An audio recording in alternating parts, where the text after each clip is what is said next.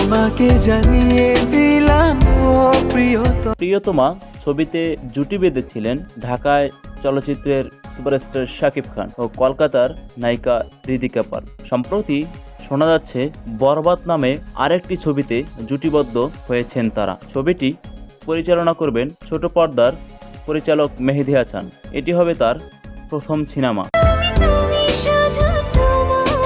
বিষয়টি নিয়ে পরিচালক মুখ না খুললেও তার একটি ঘনিষ্ঠ সূত্র বলেছে, অনেক আগেই শাকিব খান ও ঋতিকা পাল ছবিতে জুটি চুক্তিবদ্ধ হয়েছে। আগামী 25শে সেপ্টেম্বর থেকে ভারত বোম্বাইতে ছবিটি শুটিং শুরু করার কথা। নাম প্রকাশ না করার শর্তেও ঘনিষ্ঠ সূত্র বলেন, বছরখানেক আগে পরিচালক মেহেদী হাসান হৃদয় শাকিব খানের এই ছবির গল্পটি শোনান।